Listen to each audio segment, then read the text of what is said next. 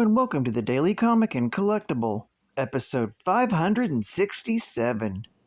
Now today, the collectible of the day is the Mattel Toys Masters of the Universe Origins Collection Storytelling Figure Orko Battle Action Figure. Delightful Orko and his unpredictable magic are back.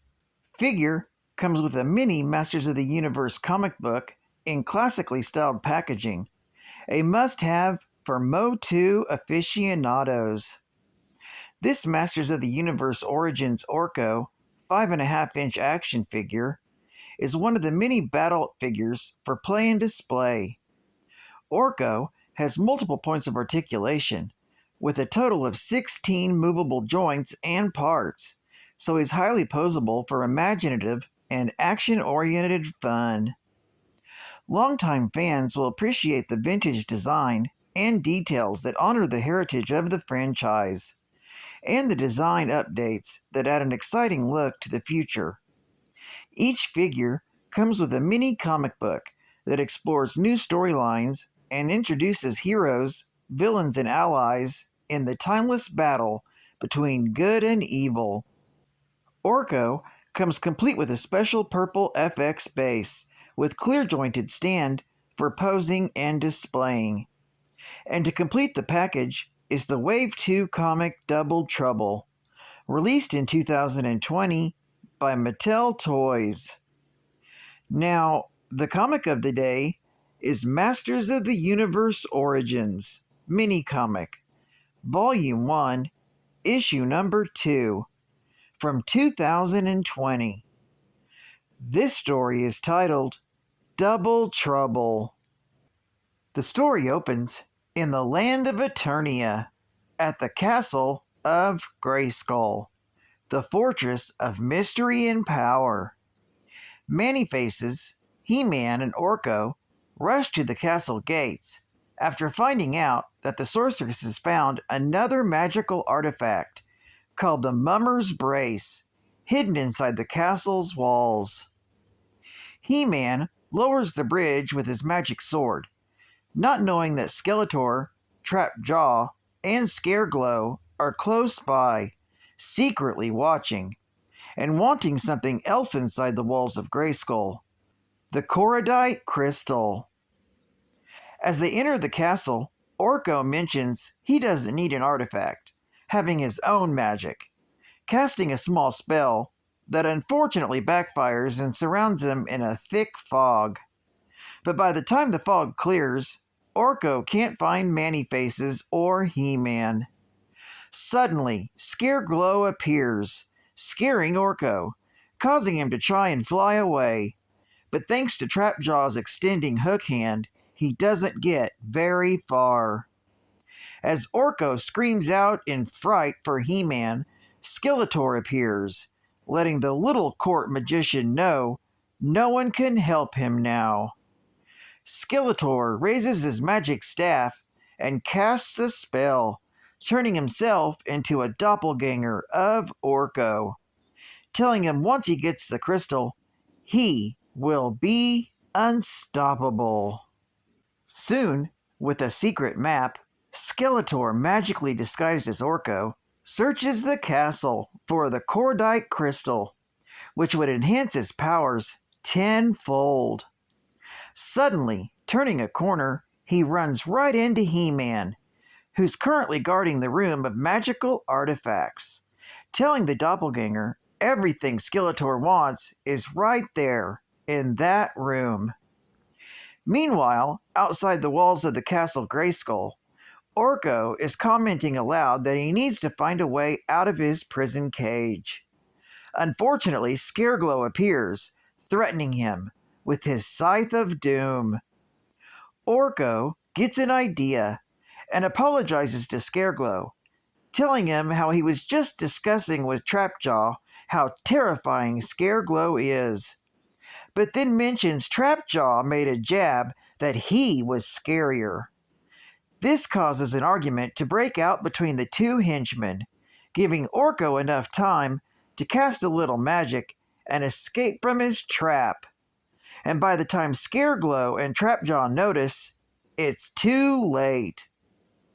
Meanwhile, back at the castle, the Orko doppelganger of Skeletor raises his dagger to strike He-Man in the back, when out of nowhere, the real Orko appears, warning He-Man and tackling Skeletor. Of course, that's when both Orko and Skeletor both learn that it was all a trap. The recent artifact found, the Mummer's Brace, creates and dispels illusions. So the whole time, Skeletor was going to attack Man-E-Faces, not He-Man. And by removing the brace, Skeletor was returned to his true form, no longer leaving a confusion of which is the real Orko. That's when He-Man tells old Skullface, "Game over," and to surrender. But Skeletor, always a deceiver, had a spell ready for just this scenario, and suddenly disappears in a flash of light, along with an artifact of power, unnoticed by the others. Orko, upset, mentions that Skeletor escaped again, but He-Man reassures him that with the bravery he showed that day, one day he'll be stopped for good. A short time later, Skeletor reappears from his magic portal in front of Snake Mountain. He holds up the now stolen cordite crystal and exclaims, "One day." This story is continued in Masters of the Universe, Dimensional Doom. Geek Fact: Double Trouble is a Masters of the Universe mini-comic that was packaged with the Origins series Wave 2 of figures. And all 4 Wave 2 figures are featured within this comic, including Man-E-Faces, Scareglow, Orko, and Trapjaw. Bonus Geek Fact: the cordite crystal from Castle Grayskull is a powerful artifact that can open a gateway to the heart of the universe and allow the possessor of that crystal to draw the powers from those universes. Advertising ad fact. New for 2020 from Mattel Toys. We have the all-new Origins Heroic Warriors and the all-new Evil Warriors.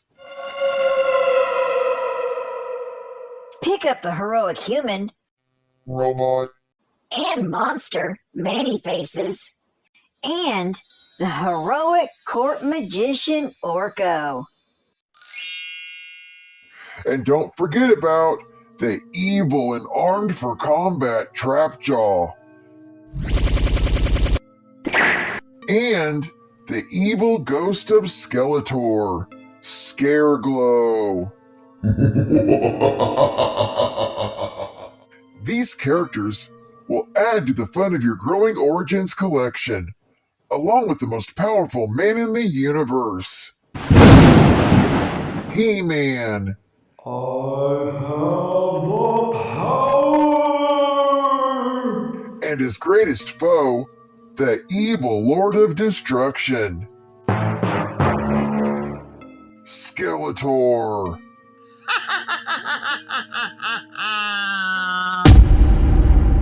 Only from Mattel. And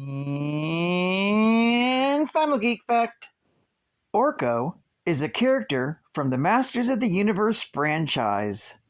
The character was not originally developed for the 1980s toy line, but was instead created by Filmation to provide comic relief in the He-Man and the Masters of the Universe animated series. Owing to the popularity of the series and the character, Mattel later produced an Orko action figure, and he has had a major role in the franchise ever since. The character was originally named Gorpo, in the early original series drafts, and that name was still used in the Brazilian Portuguese dub of the original series. But he was renamed Orko for animation purposes. Filmation artists often flipped the character cells, a technique that worked best when the characters are symmetrical in design, and putting a G on Orko's shirt would have complicated the process. Orko is a Trollan, a race of beings from the extra-dimensional world of Trolla. Like all Trollans, Orko appears to be a diminutive blue humanoid, capable of floating in midair, whose appearance is almost completely hidden beneath a robe, hat, and scarf. Little more than Orko's hands, ears, and eyes are ever seen by the audience, as Trollan custom only rarely permits the revelation of one's face. Orko's face was designed in production drawings, but never appeared in the series. When his clothing was removed, he was always obscured. Well, I'd like to thank you for joining me for another Daily Comic and Collectible, and I hope to see you again Tuesday. This is Cat Fan Comics Man, and I'll catch you on the flip. Over and out.